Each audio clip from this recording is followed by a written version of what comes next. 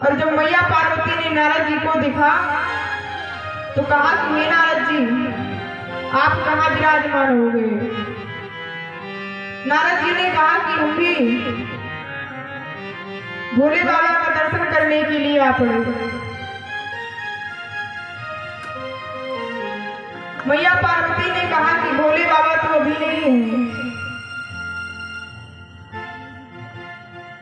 कुछ ही क्षणों बाद नारद जी के मन में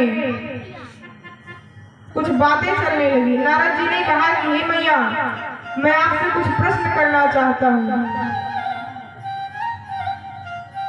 नारद जी ने कहा कि हे माता जी,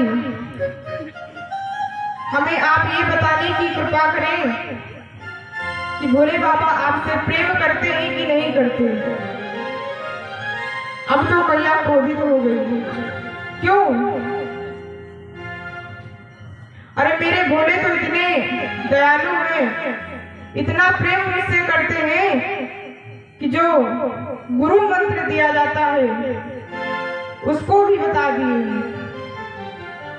इतना प्रेम मुझसे करते हैं। अब तो नारद जी ने कहा कि हे मैया, अगर भोले बाबा आपसे बहुत प्रेम करते हैं तो अब एक बार मुझसे ये पूछना कि जो गले में मुंडों की माला पहनते हैं ये किसकी है। अब तो मैया ने विचार किया कि सब कुछ तो बता दिया, लेकिन आज तक मुझे यही नहीं बताया कि ये मुंडों की माला किसकी है।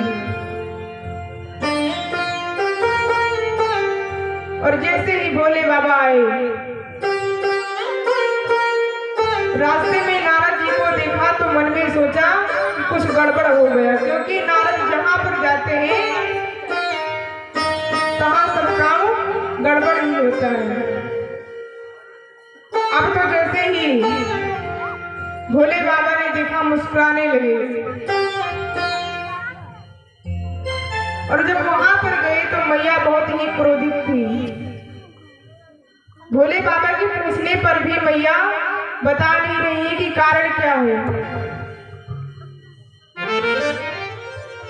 बहुत प्रकार से पूछा तो मैया ने कहा कि स्वामी, आज तक आपने ये नहीं बताया हमको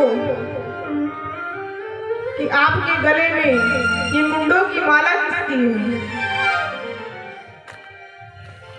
तब तो बाबा ने कहा कि हे देवी, आज तक आपने यही तो नहीं पूछा था, बाकी तो मैंने आज तक सब कुछ आपको बता दिया है। उन्होंने कहा, भगवान शंकर ने कहा कि हे देवी, ये जो मुंडों की माला है ये कोई और नहीं है। जितनी बार आप जन्म लेती हैं उतनी बार मैं आपके सर को अपने गले में धारण कर लेता हूँ। इतना प्रेम मैं आपसे करता हूँ। कुछ ही दिन बाद फिर नारद जी आए तो मैया जी को क्रोध आ गया। उन्होंने सोचा कि अपना तो घर बसा नहीं और दूसरा का भी बिगाड़ने में लगे। अब तो फिर जब बताया कि मुंडों की माला जो है ये हमारे ही नाम के हैं, तब भोले बाबा जब इस प्रकार मैया से बताया तो माता ने क्या किया कि नारद जी को समझा दिया। लेकिन नारद जी ने कहा कि अगर मैया आपसे बहुत प्रेम करते हैं, लेकिन भोले बाबा तो कभी मरते ही नहीं। आप उनसे ये पूछना कि मेरी मृत्यु क्यों होती है बार बार।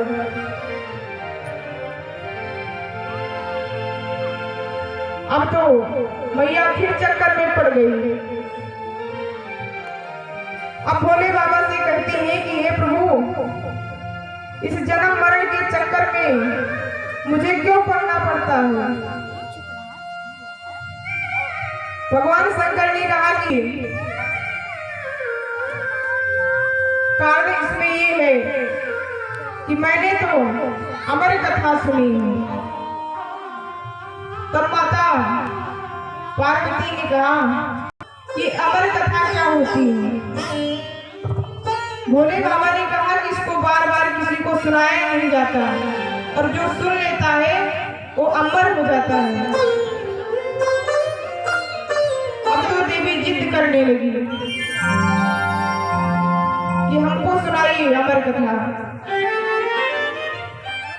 और जैसे ही देवी की जिद करने पर भोले बाबा ने ठान लिया कि अब ये बिना सुने नहीं मान सकती, क्योंकि देवियों का स्वभाव ही नहीं होता है कि जो जिद कर लेती है उसको करके ही रहती है।